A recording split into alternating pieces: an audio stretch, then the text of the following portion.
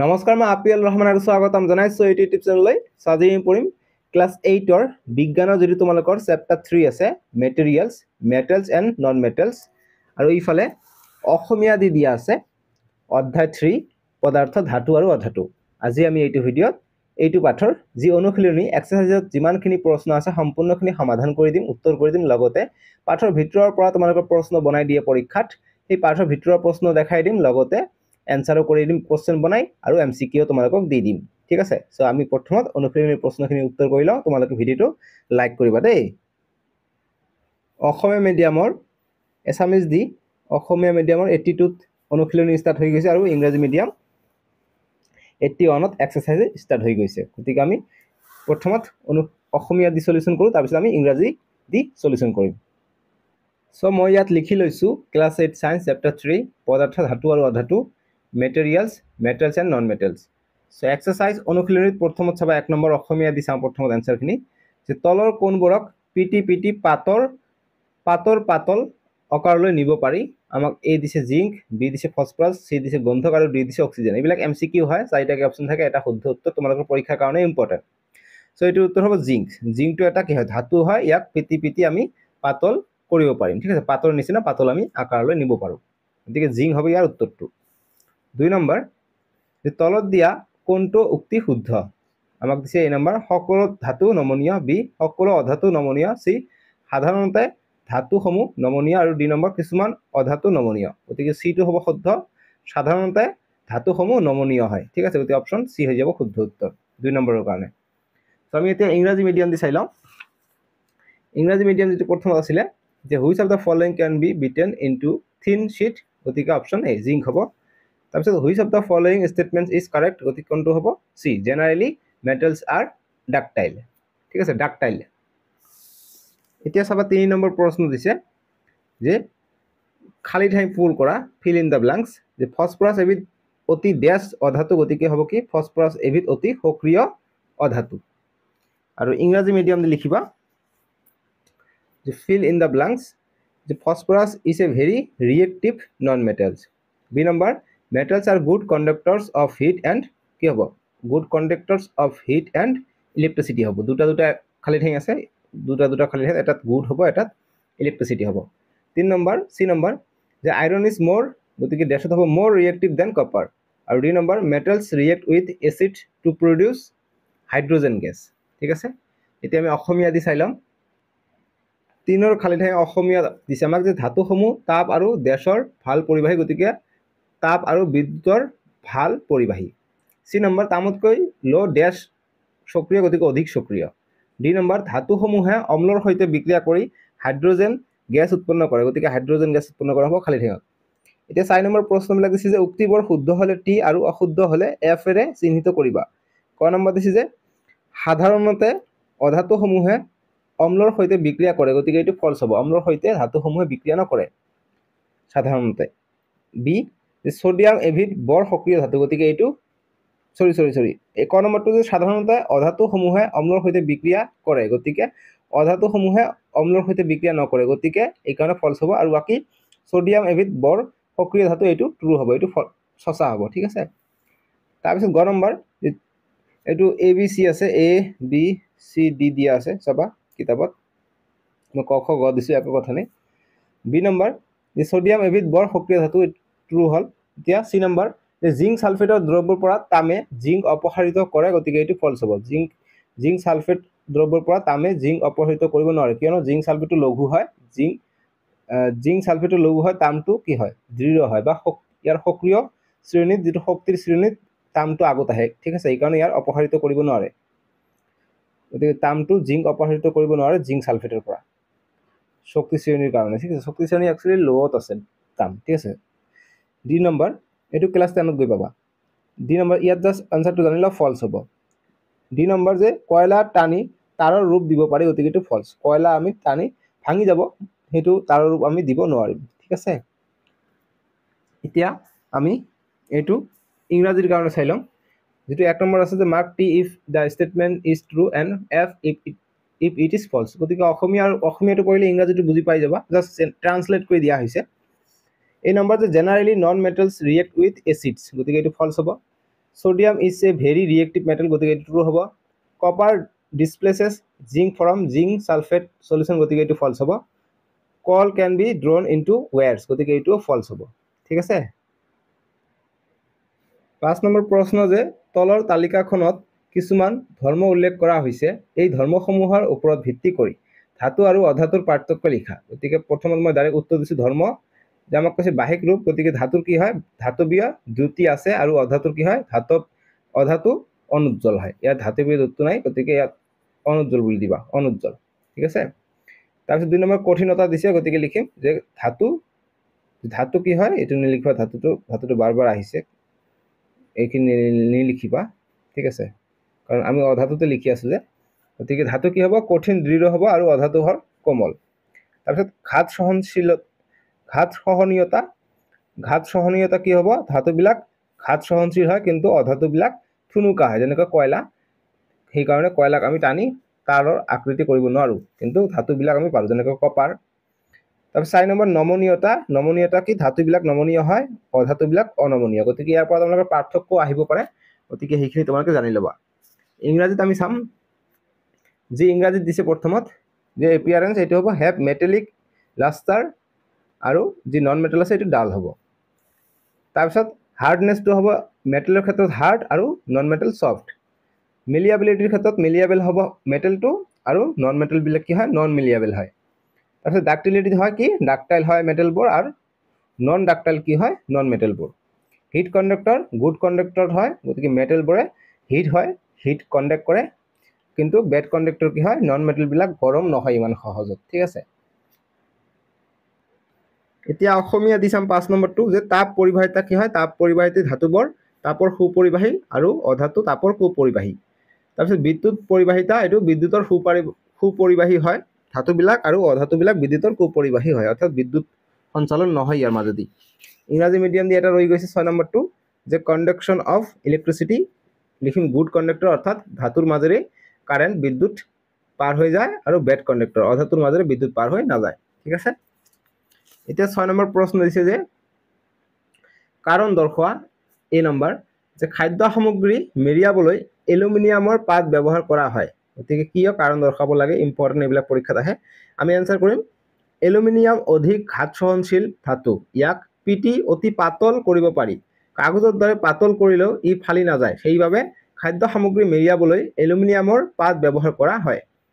B number দিছে আমাক, যে জুলীয়া পদাৰ্থ তপতাবলৈ ব্যৱহাৰ কৰা নিমজ্জন দণ্ডবোৰ ধাতৱীয় পদাৰ্থৰে নিৰ্মিত, গতিকে এইটোৰ কাৰণ দৰ্শাম যে ধাতু তাপ আৰু বিদ্যুতৰ সুপৰিবাহী, ইহঁতৰ ৰোধ বেছি বাবে বিদ্যুৎ চালিত হ'লে গৰম হৈ পৰে, সেইবাবে জুলীয়া পদাৰ্থ তপতাবলৈ ব্যৱহাৰ কৰা নিমজ্জন দণ্ডবোৰ ধাতৱীয় পদাৰ্থৰে নিৰ্মিত হৈ থাকে বা নিৰ্মিত থাকে। এতিয়া আমি 3 নম্বৰটো চাম। 3 নম্বৰটো কাৰণ দৰ্শাম, যে তামে জিংকক ইয়াৰ লৱণ দ্ৰব্যৰ পৰা অপসাৰিত কৰিব নোৱাৰে, কিয় নোৱাৰে আমি ক'ব লাগে, গতিকে এনচাৰটো কৰিম জিংক তামতকৈ ৰাসায়নিকভাৱে অধিক সক্ৰিয়, সেইবাবে তামে জিংকক ইয়াৰ লৱণ দ্ৰব্যৰ পৰা অপসাৰিত কৰিব নোৱাৰে। ডি নম্বৰ, ছডিয়াম আৰু পটাছিয়ামক কেৰাচিনত ডুবাই ৰখা হয়, গতিকে ছডিয়াম আৰু পটাছিয়ামক কেৰাচিন তেলত কিয় ডুবাই ৰখা হয়, ভেৰি ভেৰি ইম্পৰ্টেণ্ট প্ৰশ্ন। এইটো মেট্ৰিকতো আহে, ক্লাছ 10ৰ যি বিজ্ঞান আছে, ক্লাছ 10ৰ বিজ্ঞানতো এইটো প্ৰশ্ন তোমালোকে পাবা চেপ্টাৰ 1তে। ঠিক আছে। যে ছডিয়ামক কিয় কেৰাচিন তেলত ডুবাই ৰখা হয়, বা পটাছিয়ামক কিয় কেৰাচিন তেলত ডুবাই ৰখা হয়, কাৰণ দৰ্শোৱা। ভেৰি ভেৰি ইম্পৰ্টেণ্ট, এতিয়া জানি লোৱা কিয় ডুবাই ৰখা হয়।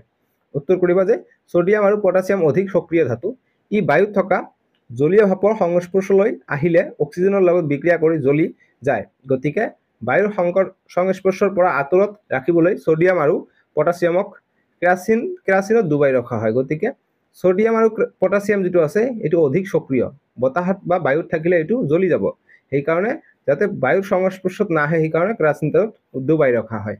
বুজি পাইছা। এতিয়া আমি ইংৰাজী মিডিয়াম দি চাম 6ৰ, যে give reason for the following. এই নম্বৰ, যে aluminium foils are use to wrap food items. So' আমি এনচাৰ কৰিম aluminium is highly malleable and it can be easily beaten in sheets to make its foil for wrapping purposes. Wrapping মানে যে আমি gift packing কৰোঁ যে সেইটো। It is also' soft and does not react with food items, that is why aluminum foils are used. B number, যে immersion rods for heating liquids are made up of metallic substances লিখিম যে immersion rods are made up of metallic substances because metals are good conductors of heat and electricity they get hot very soon on the pages of electric current and warm the water. Next, C number. The copper cannot displace zinc from its salt solution. কিয় যে কপাৰে display অপসাৰণ কৰিব নোৱাৰে জিংকৰ সলিউশনৰ পৰা answer কৰিম copper is less reactive than zinc জিংকৰ reaction বেছি হয় ৰিয়েক্টিভ বেছি হয় ঠিক আছে ইয়াৰ শক্তিটো বেছি ইয়াৰ সেইকাৰণে এইটো ডিসপ্লেস কৰিব নোৱাৰে so it can not displace zinc from it's solution D number, the sodium and potassium are stored in kerosene. Likhim, the sodium and potassium are highly reactive, so they are stored in kerosene.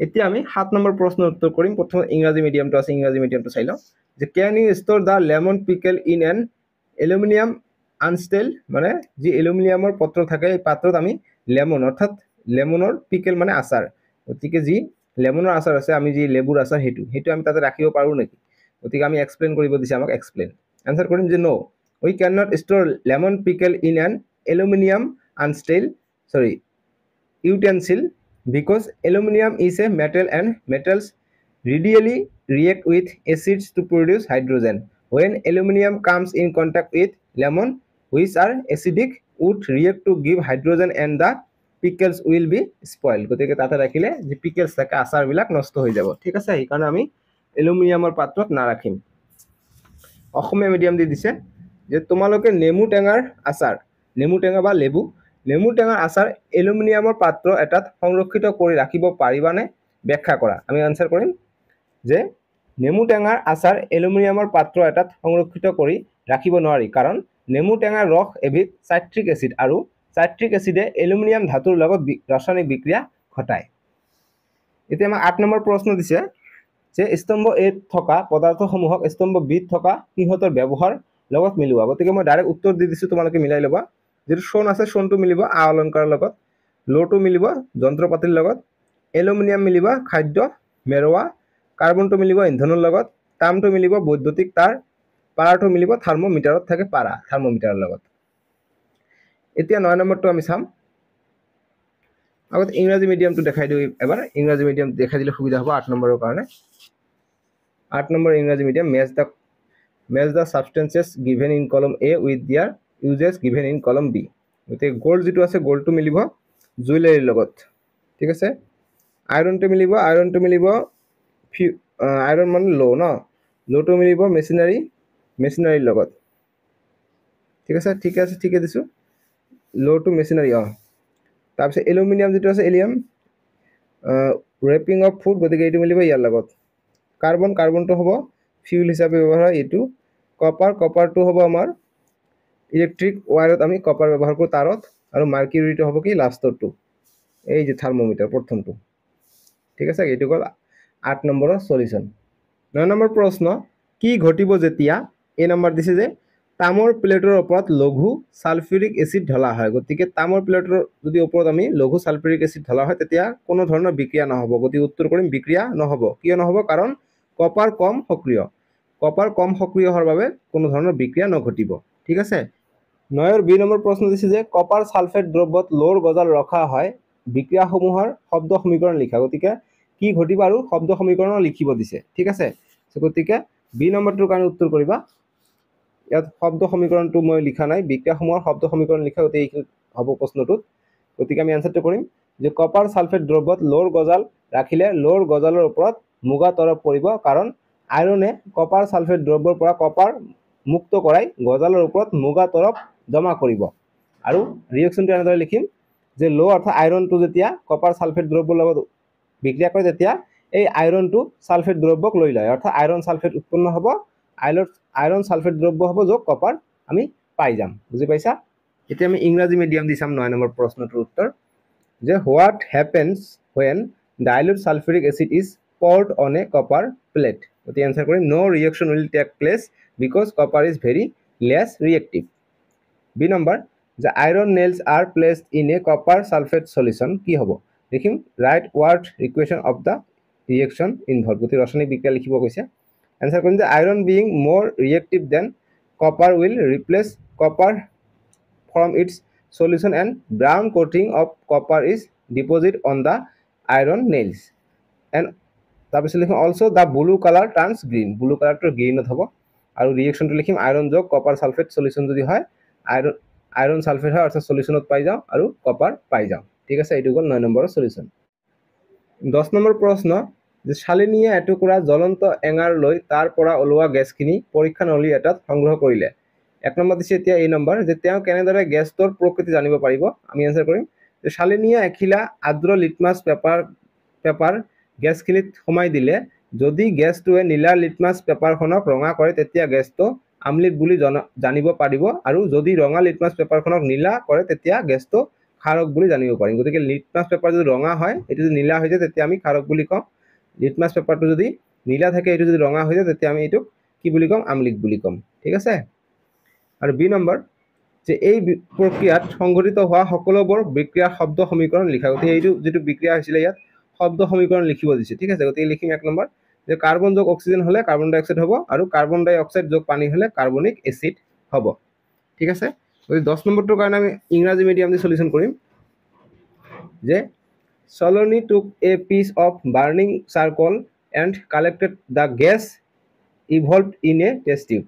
A number is how will she find the nature of the gas? B number write down the word equation of all the reactions taking place in this process. গতিকে এই নম্বৰটোৰ কাৰণে প্ৰথম উত্তৰ কৰিম যে she can find the nature of the gas by using a wet litmus paper.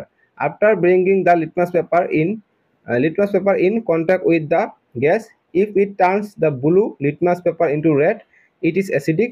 Similarly, if it turns the red litmus paper into blue, it is basic. ঠিক আছে এতিয়া আমি নেক্সট বি নম্বৰ প্ৰশ্নটো আমি সমাধান কৰিম ৰিয়েকচন দিব কৈছে যে কাৰ্বন যোগ অক্সিজেন কাৰ্বন ডাই অক্সাইড আৰু কাৰ্বন ডাই অক্সাইড যোগ লাইম ওয়াটাৰ কি হয় মিল্কি হৈ যায় ঠিক আছে 11 নম্বৰ প্ৰশ্ন যে এদিনাখন ৰীতাই মাকৰ লগত গহনাৰ দোকানলৈ গৈছিল তেওঁৰ মাকে সোণাৰী এজনক এডাল পুৰণি সোণৰ গহনা পালিশ কৰিব দিলে পাঁচদিনা তেওঁলোকে যেতিয়া গহনাডাল ঘূৰাই আনে তেতিয়া তেওঁলোকে দেখিলে যে গহনাডালৰ ওজন সামান্য কমিছে ওজন হ্ৰাসৰ বাবে তোমালোকে যুক্তি সহকাৰে এটা কাৰণ দেখুৱাব পাৰিবানে আমি উত্তৰ কৰিম যে গহনাডাল অপৰিষ্কাৰ হোৱাৰ বাবে সোণৰ বাহিৰত কিবা কিবি মলি জমা হৈ আছিল বা মলি জমা হৈছে যেতিয়া সোণাৰীয়ে তাক সাফা কৰাৰ বাবে এচিডৰ দ্ৰব্য ডুবাই দিলে তেতিয়া এচিডৰ লগত বাহিৰৰ মলিৰ বিক্ৰিয়া ঘটি মলিবোৰ আঁতৰি গল আৰু পলিশ কৰাৰ সময়ত গহনাত থকা পলিশৰ লগতো বিক্ৰিয়া ঘটিল গতিকে গহনাডালৰ ওজন সামান্য পৰিমাণে কমি গল এতিয়া আমি ইংৰাজী মিডিয়াম চাই লওঁ তাৰ পিছত আমি পাঠৰ ভিতৰৰ প্ৰশ্নটো চাম ইংৰাজী মিডিয়াম দিছে যে One day Rita went to a jeweler's shop with her mother. Her mother gave an old gold jewelry to the goldsmith to polish. Next day, when they brought the jewelry back, they found that there was a slight loss in its weight. Can you suggest a reason for the loss in weight? আমি answer Karim the gold jewelry is dipped into an acidic solution called aqua regia, a mixture of hydrochloric acid and nitric acid for polishing. On dipping the gold jewelry in the acid solution, the outer layer of gold dissolves and the inner shiny layers appears. This causes slight loss in its weight. যেহেতু ঘহা হৈছে আৰু একোৱা ৰেজিয়াত দিছে সেই কাৰণে হেতু অকমান যিবিলাক মামৰ টাইপৰ বস্তু আছে মলি আছে এইবিলাক যোৱাৰ কাৰণে কি শৰীৰটো কমিব এতিয়া আমি পাঠৰ ভিতৰৰ প্ৰশ্ন উত্তৰ চাম এক নম্বৰ প্ৰশ্ন যে কেইটামান সাধাৰণতে ব্যৱহাৰ কৰা ধাতু আৰু অধাতুৰ নাম লিখা আমি উত্তৰ কৰিম সাধাৰণতে পোৱা ধাতু হল লো বা সাধাৰণতে ব্যৱহাৰ কৰা ধাতু বুলিও লিখিব পাৰি লো তাম এলুমিনিয়াম সোণ পাৰা আৰু সাধাৰণতে পোৱা অধাতু বা সাধাৰণতে ব্যৱহাৰ কৰা অধাতু বিলাক হৈছে carbon iodine chlorine oxygen nitrogen argon এতিয়া ইংৰাজী মিডিয়াম দি চাম এক্সট্ৰা কোশ্চেন আনসাৰ এক নম্বৰ যে give commonly found metals and non-metals example লিখিম answer the commonly found metals are iron copper aluminum gold mercury আৰু commonly found non-metals are carbon iodine chlorine oxygen nitrogen argon chlorine বানানটো চাই লবা বহুতে ভুল কৰে chlorine বানানটো লিখোতে CHLORINE chlorine 2 নম্বৰ প্ৰশ্নটো খুবই ইম্পৰ্টেন্ট কিন্তু যে তৰল ধাতুটোৰ নাম লিখা যে তৰল ধাতু কি সেইটো আহে প্ৰশ্নত আনসাৰ হ'ব তৰল ধাতু হল পাৰা বা মাৰ্কুৰী Hg বুলি কয় ইয়াত ঠিক আছে ইয়াৰ এটমিক নম্বৰ 86 আছে পিৰিয়ডিক টেবুলত সো গতিকে আনসাৰটো লিখিবা তৰল ধাতু হল পাৰা ঠিক আছে আৰু ইংৰাজী মিডিয়াম লিখিবা যে name A metal which is liquid গতিকে আনসাৰ হ'ব মাৰ্কুৰী Hg ঠিক আছে তাৰপিছত 3 নম্বৰ যে ধাতু কল্প কাক বলে উদাহৰণ দিয়া লিখিম ধাতু আৰু অধাতু উভয় গুণ সম্পন্ন মৌলসমূহক ধাতু কল্প বলে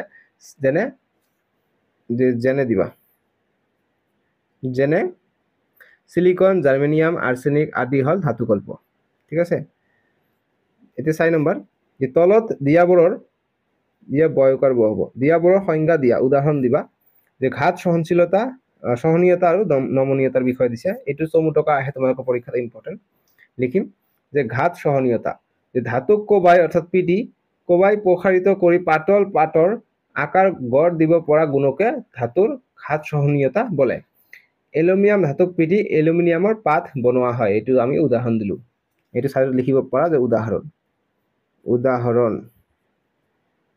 ঠিক আছে উদাহৰণ লিখাবোৰ বুজা নাই মই মুখেৰে কৈ আছো উদাহৰণ লিখিছো উদাহৰণ এলুমিনিয়াম ধাতুক পিটি এলুমিনিয়ামৰ পাত বনোৱা হয় 2 নম্বৰ নমনীয়তা লিখিম ধাতুৰ যি ধৰ্মৰ বাবে ইয়াক টানি তাৰত পৰিণত কৰিব পাৰি তাকে তাৰ নমনীয়তা বলে উদাহৰণ দিবা উদাহৰণ ঠিক আছে উদাহৰণ কি দিম লো এলুমিনিয়াম সোণ ৰূপ তাম আদিক টানি তাৰ পৰা তাৰ বনোৱা হয় 5 নম্বৰ প্ৰশ্ন দিছে যে ঠাণ্ডা পানী সাধাৰণ গৰম পানীৰ লগত বিক্ৰিয়া কৰা ধাতুৰ নাম লিখা গতিকে ঠাণ্ডা পানীৰ লগত কি হয় ঠাণ্ডা পানীৰ লগত বিক্ৰিয়া কৰা ধাতু হল আইৰন বা লো আৰু সাধাৰণ গৰম পানীৰ লগত বিক্ৰিয়া কৰা ধাতু হল মেগনেছিয়াম সো এইখিনি আছিল আৰু নাই দিয়া নেক্সট ভিডিও তোমালোকৰ নেক্সটটো অধ্যায় কৰিম চেপ্টাৰ 4 টো কৰিম ডেসক্ৰিপচনত পাই যাব নহলে স্ক্ৰিনত ধৰিব তাতে ক্লিক কৰি চাব পাৰিবা চেপ্টাৰ 4 টো নাম হৈছে কয়লা আৰু পেট্ৰলিয়াম সো তোমালোকৰ প্লেলিষ্টটো বনাই দিয়া আছে ক্লাস 8 ৰ কাৰণে প্লেলিষ্টটো গৈ চাব পাৰিবা ঠিক আছে নহলে এইটো কিউআৰ কোড সাৰ্চ কৰিবা